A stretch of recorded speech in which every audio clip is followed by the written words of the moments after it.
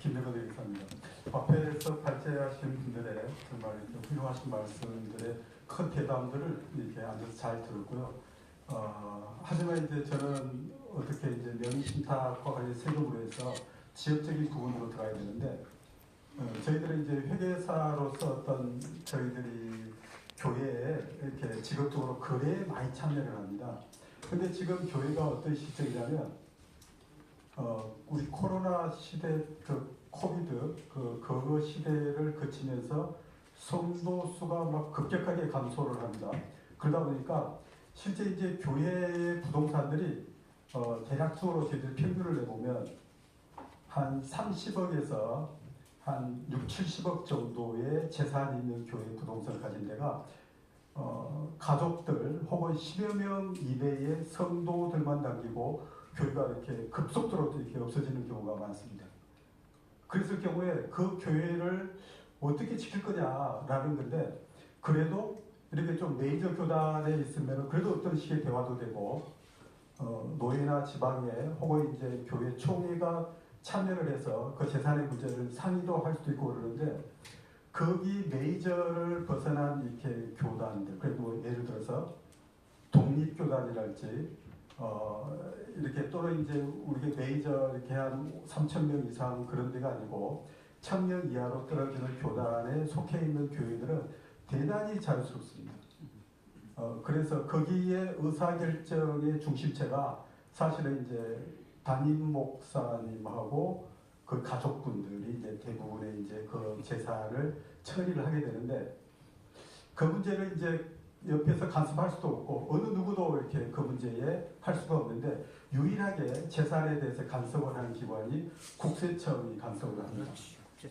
그래서 이제 공익법인으로서의 지위를 주고 증여세를 감면을 하면서 어떤 이제 매각대금의 사용 부분들을 이렇게 어떤 그 공익법인의 질서에 맞게끔 지출을 해라 라고 이제 증여세법에서 이제 관할도 하고, 또 법인세법에서는 우리가 이제 교회에 관련된 재산이나 이것을 회원들에게 배분하지 말라고 규정이 되어 있고, 그것을 이제 정관에다가 기록을 하도록 되어 있고, 그걸 하지 않으면 정관에 대해서 이렇게 우리가 82라는, 이게 89면에 이제 개인으로 보는 단체고 80이라는 고유번호증의 번호를 부여하면서 법인으로 보는 단체의 번호를 부여하면서 정관을 이제 승인을 하게 되는데, 문제는 개별 교회가 가지고 있는 이 정관이라는 게 통제가 안 된다는 거예요. 사실은 이제 헌법 20조에 있는 정교분리에 의해서 어떤 이 사항이 되어 있는데, 정교분리 형태가 아주 심화가 돼서 사실은 이제 교단 정도까지만 정교분리가 행사되고, 교단이 이런 공공재산에 대해서 통제할 수 있는, 그러니까 쉽게 말하면은 교회 개교회가 가지고 있는 정관을 최소한 우리 교단에서 발급했던 그런 정도의 정관을 보유하고 재산을 통제할 수 있는 구조가 돼야 되는데, 이거 지금 현재 우리 저희들이 이제 저는 한교총에 이렇게 재정이랄지 이런 쪽 파트를 맡고 있는 이제 전무위원장을 하고 있는데요. 정관의 유형이 우리 이제 한교총에 소속되어 있는 교회가 한 58,000여 교회가 됩니다. 근데 제가 볼 때는 종류가 한 58,000개 정도 되는 것 같아요. 이렇게 다양한 정관을 가지고 있는데, 실제 국세청도 교회를 판단하고 어떤 재산적인 문제를 상의를 할 때도 정관만 갖고 오라고, 정관. 이렇게 헌법도 필요 없고. 그래서 정관을 가자는데, 암만 거기서 재산을 분배하지 말라, 뭐 하지 말라라고 규정이 돼 있고 통제를 한다고 하지만, 실제 이걸 규제할 수 있는 법도 없고, 모든 게 이제 회원총회를 통해 가지고 결의를 하게 되면 모든 게 변환할 수 있는 그런 구조가 됩니다.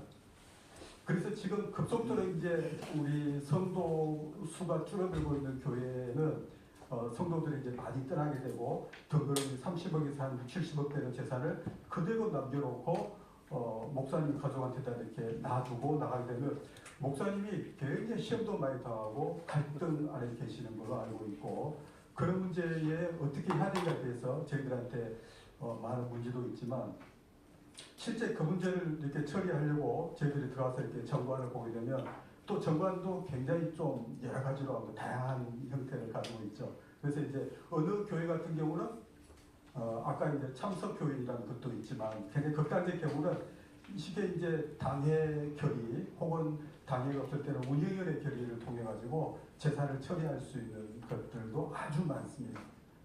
근데 그런다고 해서 실제 이걸 이전 등기를 하는 법무사 입장에서는 정관의 형식 구조만 맞으면 이전이 됩니다. 아무 거리낌이 없어요. 그래서 이게 어떤 결의 형태의 부분들을 어느 누구도 지금 사실은 통제도 안 돼 있고 우리가 간섭할 수 있는 구조가 아무것도 안 돼 있다. 그래서 이제 실제 등기 등록되어 있는 우리가 허가를 받고 사단재단 법인 형태에서 그런 구조도 아니고 근데서 우리 이렇게 헌법을 가지고 있는 교단에서도 규제가 안 되는데 그렇다면 이걸 갖다가 우리 전 교단을 상대로 해서 재산을 공공성을 확보하기 위해서 그럼 어떻게 해야 되겠느냐라는 부분들을 이제 저희들 고민하다가 우리 이제 백현기 변호사님이 말씀하셨던 대로 종교법인법 형태로 해서 일괄적으로 이렇게 그걸 정하는 것도 하나의 방법일 텐데 이 문제가 잘못 다루게 되면 어떤 종교에 대한 간섭 문제랄지 제한이랄지 이런 거 하다 보니까 굉장히 조심스러운 부분이고 그래서 어느 법인까지를 종교법인법에 넣어서 이 문제를 우리가 공론화하고 이렇게 공공재산화 할 수 있는 틀을 만들 거냐라고 하는데 지금은 전무 제로인 상태입니다.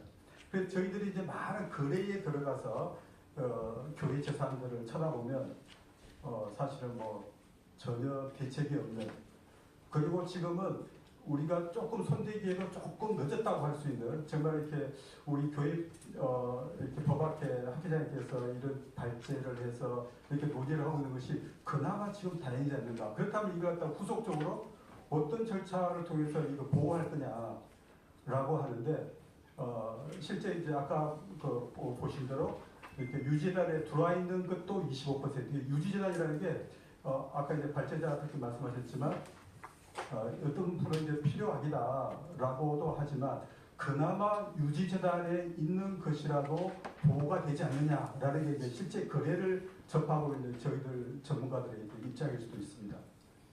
그래서 이제 저희가 이제 명의신탁과 어떤 이 세금 부분을 이렇게 손대면서 이런 공공재산적 성격을 하는 큰 틀에 대한 대답은 이렇게 앞에서 정말 잘 열심히 잘 해주셨기 때문에 저는 이제 좀 세부적이지만 우리 지금 유지재단에 편입되어 있는 유지재단에 편입되어 있는 재산들이 개교회하고 유지재단하고 이제 거래를 하면서 어떤 취득 과정이랄지 보유 과정이랄지 처분 과정이랄지 이런 과정에서의 세금이라도 좀 아끼자. 세금이라도 아끼는데 원래 국가가 공익법인한테 모든 부동산에 관련된 뿐만 아니라 여러 어떤 세제 자체는 사실은 이제 우리가 세금이 없습니다. 세금이 없는데 그 세금이 없다는 것을 하려면 그야말로 국가가 정한 규칙을 잘 파악을 해야 되는데 유지재단이 부동산 실명법에 의해서 명의신탁이 정확하게 규명이 되고 명의신탁 거래라는 것이 확정이 되어 있는 상태에서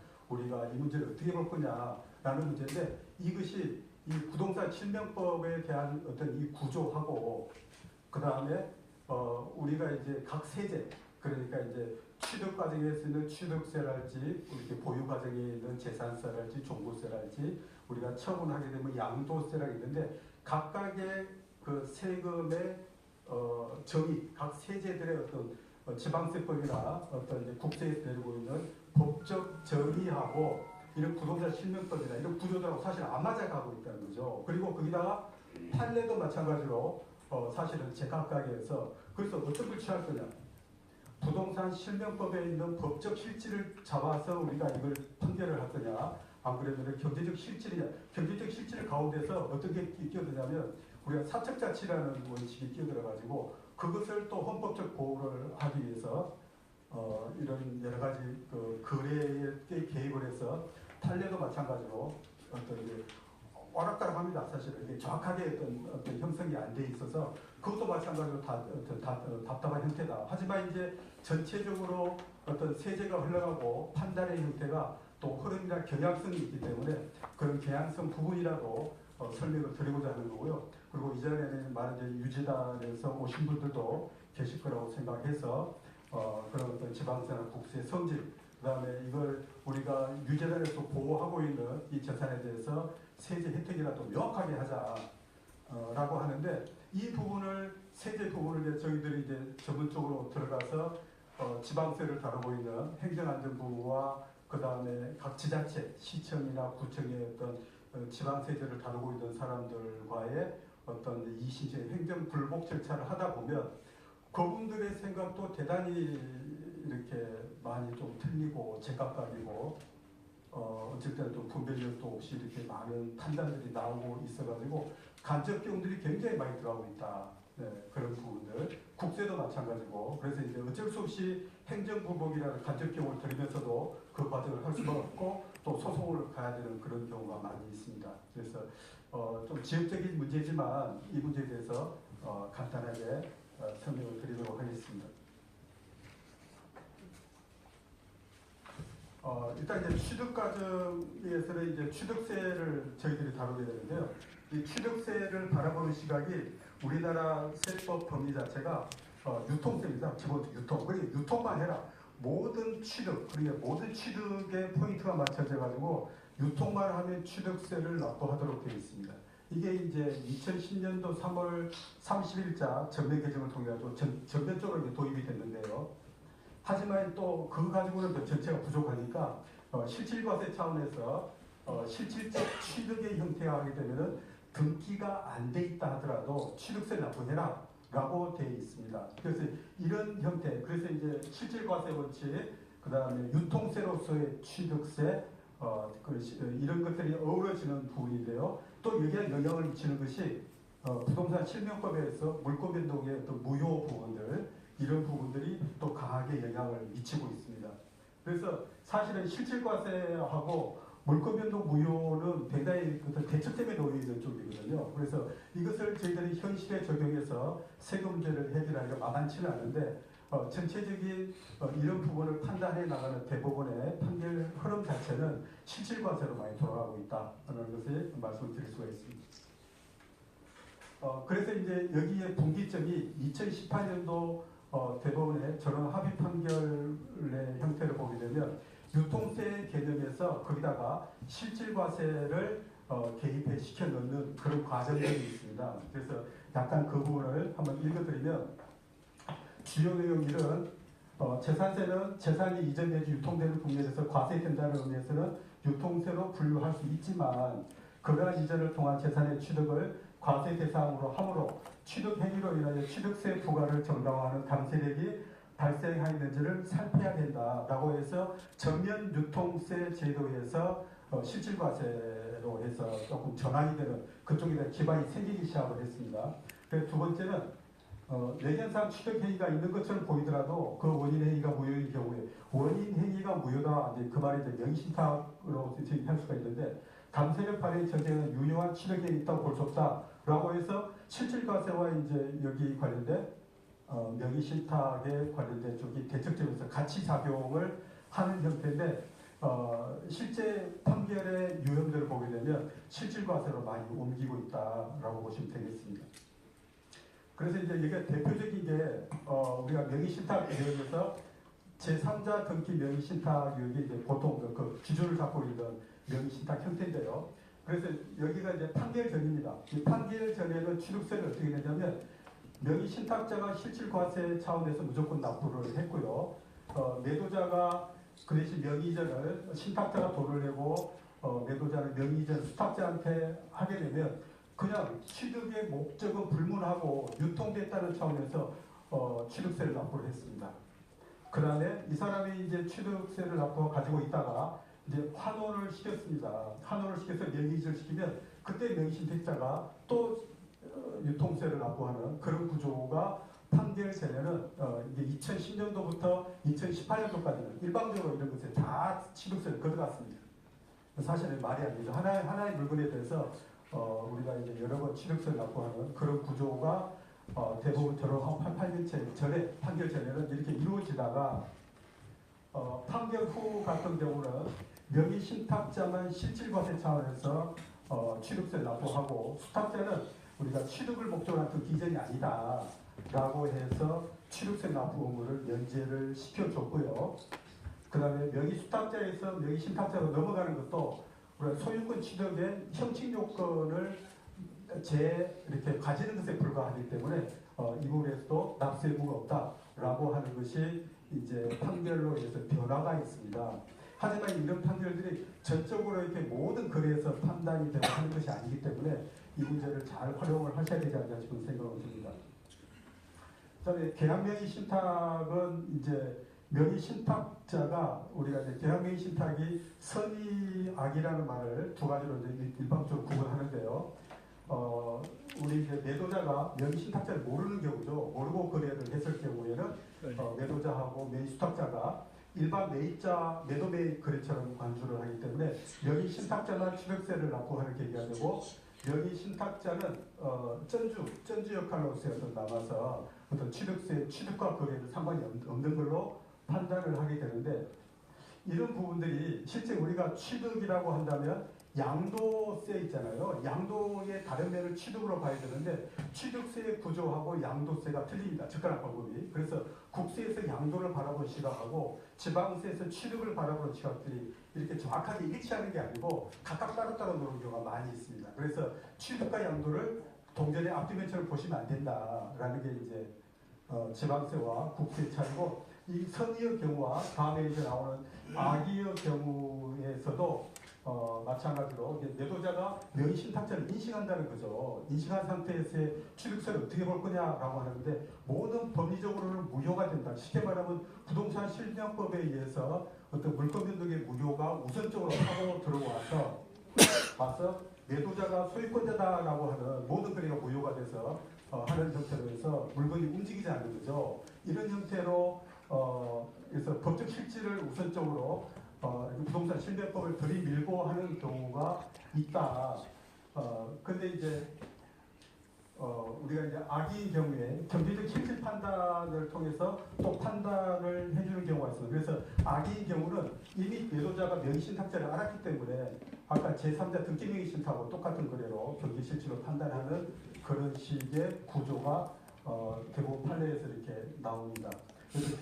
그래서 경제적 실질로 판단하는 사례가 있고 법적 실질로 판단하는 사례가 있기 때문에 그때그때 어떻게 대응할 거냐라는 문제. 그렇다면 그게 제일 중요한 게 명의 신탁자의 역할이 명의 수탁자, 그러니까 명의 수탁자의 역할이 명의 신탁자와 관계해서 법원에다 어떤 포지션을 취하느냐.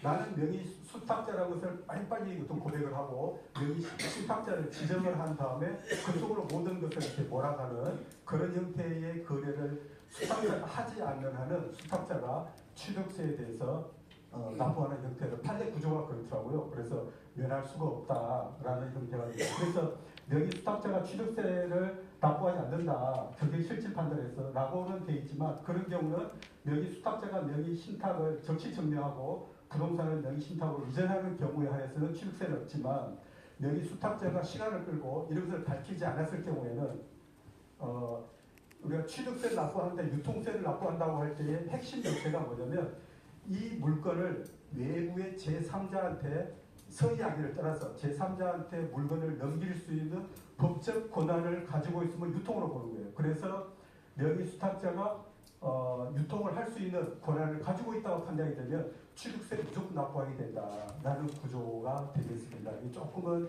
어쨌든 이 경제적 실질과 법적 실질 사이에서 명의 수탁자 역할이 굉장히 중요하다. 그다음에 이제 이자간 등기 명의 신탁을 제가 했던 것은 여기 이제 유재단에 오신 분들의 우리 종교단체의 유재단의 성격을 이자간 명의 신탁을 통해서 어떻게 판단을 해야 될 거냐, 우리는 어떻게 취득 과정을 알아야 될 거냐라는 설명하기 위해서 먼저 사전적으로 이 부분을 설명을 드리겠습니다. 이런 경우에서는 먼저 매도자하고 명의 신탁자가 사전의 거래를 통해서 모든 이제 등기점과 대금증을 한 다음에 일반적인 명의 신탁 같은 경우에서는 명의 신탁자하고 명의 수탁자 거래만 발생하는 거죠. 그래서 이런 경우에서는 명의 수탁자가 실제 이 물건을 처분할 수 있는 권한이 있는 겁니다.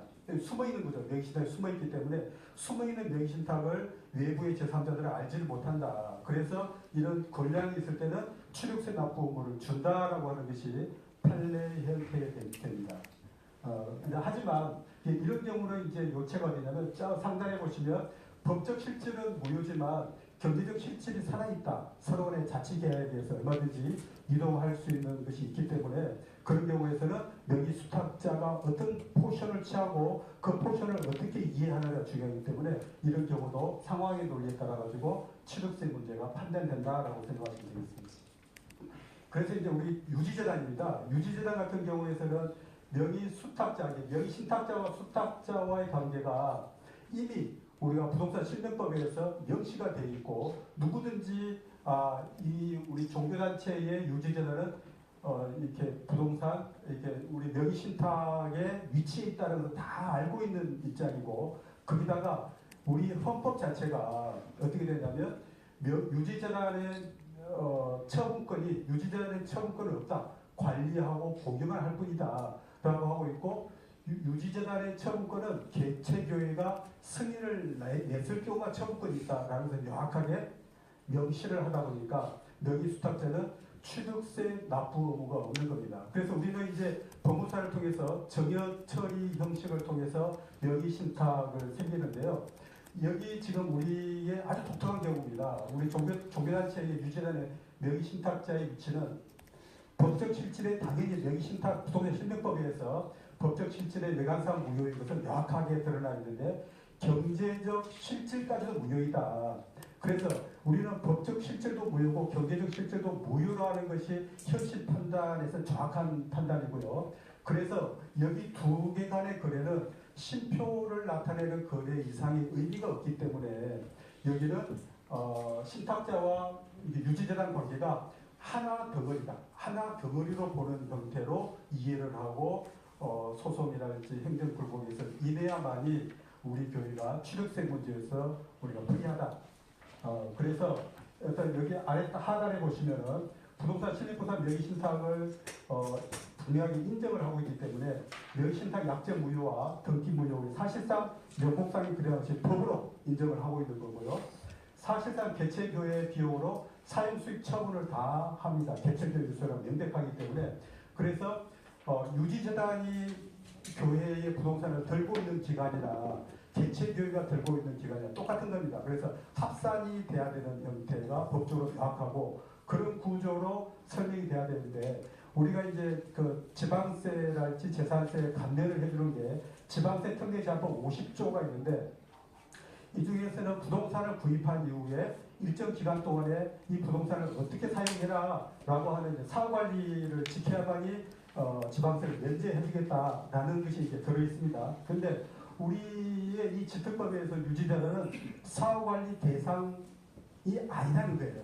근데 이것을 지금 현재 지자체나 행정안전부나 지금 이쪽에서 잘못 이해를 하고 있는 것이 대부분의 지자체에서 문제가 뭐냐면 유지재단이 옮기는 거래가 사후관리 대상으로 인정을 해가지고 그 기간의 문제랄지 뭐 2년 보유해야 뭐 지방세를 안 내고 옮길 수 있다든지 막 그런 문제가 들어있는데 2년이 안 되고 옮기면은 원래 냈던 면제했던 취득세 내라 라는 구조로 지금 요구해서 납부를 하는 경우가 감리교회 몇개 사례도 확인했고 했는데 그런 문제가 아직도 지자체에서 많이 발생되고 있어서 우리는 법적으로나 경제적 실질에서 우리는 무효인 거래 형태이기 때문에 사후관리 대상이 아니라는 것을 우리가 인식을 해야지 지상특례제한법 50조에 의해서 우리가 감면을 받는다고 생각을 하고 그 조항을 적용하려고 생각하시면 안 된다는 것을 우리가 이해를 했으면 좋겠습니다. 그 다음에 이제 양도에 대한 개념인데요. 아까 취득과 양도라는 것을 볼 때도 취득의 동전의 뒷면을 양도 뒷면을 취득으로 생각해서 법리가 같이 연결되어 있지 않냐라는 것은 절대 아니고 양도는 양도 법리, 취득은 취득 법리가 별도로 움직이고 있기 때문에 이해를 이 자체로만 이해를 하셔야 된다라는 겁니다. 그래서 우리 양도소득세의 가장 기본적 구조는 사실상 유상양도가 굉장히 유상이 안 되는 양도는 인정하지 않습니다. 어떤 형태든 간에. 그래서 이게 이제 명의신탁에 바로 영향을 미치는 구조가 됩니다. 그래서 유상거래가 아닌 형태는 다 뽑아내는 실질과세로 다 돌아가 있다. 여기서 명확하게 지방세보다도 더 빨리 실질과세로 돌아가 있고 여기서는 이 법의 정의에 보시면 어떤 사적자치의 존중을 한다는 것이 기본으로 바닥에 깔려 있고 그 위에 매매계약의 법률상 유효성은 따지지 않는다.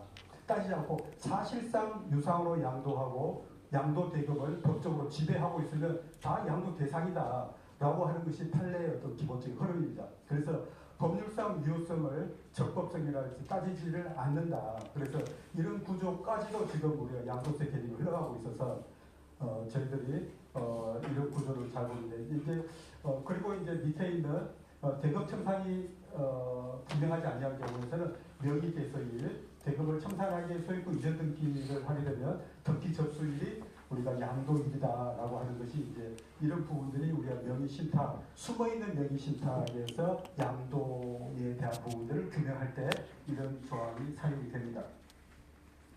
그래서 이제 세 번째는 국세기본법에서 우리가 이제 유상양도가 있지만 더 강하게 영향을 주면서 사실상 귀속되는 자를 그러니까 실질적으로 양도대금을 처분할 수 있는 권한을 가진 사실상 귀속자 이게 이제 거기서 가장 중요한 핵심 같은 단어인데요.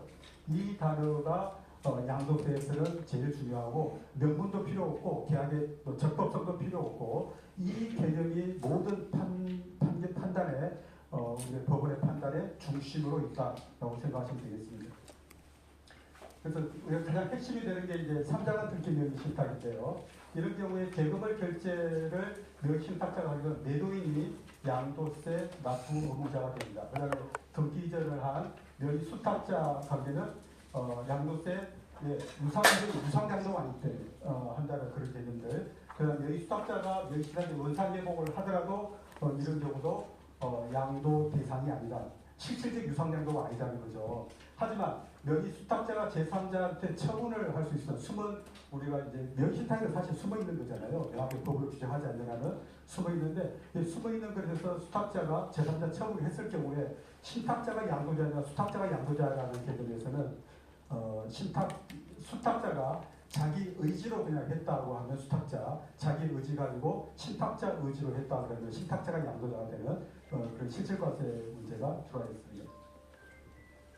이자간 특히 명의신탁은 마찬가지로 우리가 유지재단 문제를 이해하기 위해서 먼저 우리가 알아야 될 사항인데요. 그래서 명의신탁자와 수탁자 관계는 양수도 관계가 아니다. 그래서 여기 관계에 대해서 어떤 식 양도자의 입장은 전혀 나오질 않는다.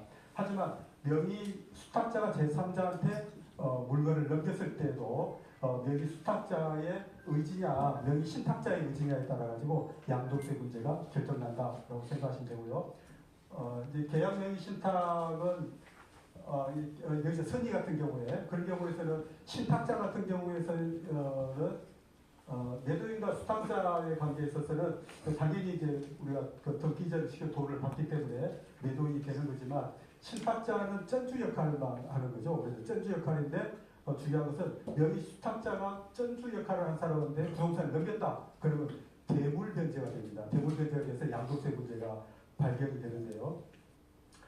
그래서 그런 문제가 있고, 명의 수탁자가 제3자한테 넘겼을 경우에 누구 의지냐 따라 가지고 그 의지의 권자가 양도세 납부 의무자인데 명의 신탁에서 선의 경우에 우리가 취득세를 수탁자가 취득세 납부한 경우로 아까 제가 설명을 드렸는데 마찬가지로 양도의 문제에 있어서도 명의 수탁자가 양도세가 납부 의무자가 맞다라고 하는 판례가 있습니다. 그래서 우리가 선의에서 명의 수탁자의 역할과 양도 과정에서의 법적 실질에 따라 가지고 수탁자한테 제 하단의 양도세 납부 의무를 판단하는 사례를 있기 때문에 이런 문제에 해당될 때는 굉장히 조심스럽게 살펴서 처리가 돼야 될 것 같습니다.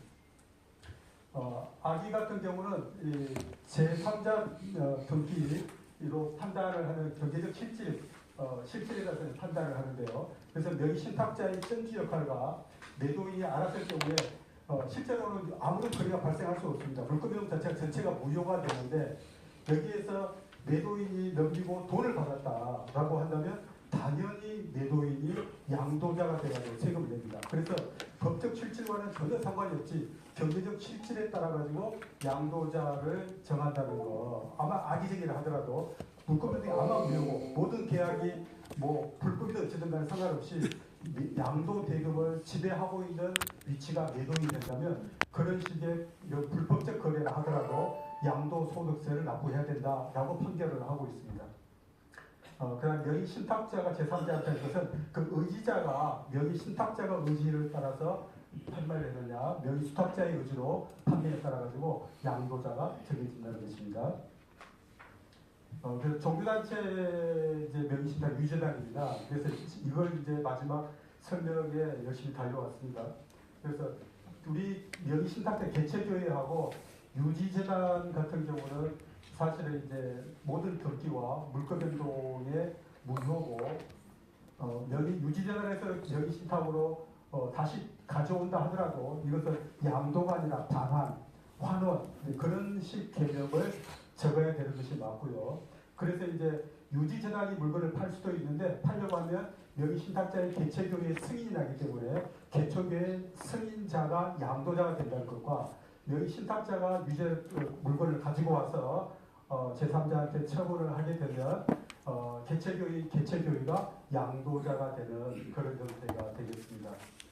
그래서 제가 드리고 싶은 말은 개체교회와 유지재단 거래는 이것은 법적 실질로나 경제적 실질로나 다 무효이기 때문에 이 무효인 거래에서 양도양수 문제가 발견돼서도 안 되고 지방세 특례제한법이나 양도소득세 감면 면제 문제, 법에서 규정한 모든 부분에 있어서 그 부분이 개입될 여지가 없다라고 해서 유지재단 자체가 굉장히 보호를 받아야 되는 세법상의 그런 형태임을 말씀을 드렸습니다.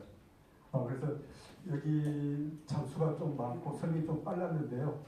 그래서 이런 정도 이렇게 그런 내용을 설명 마치도록 하겠습니다.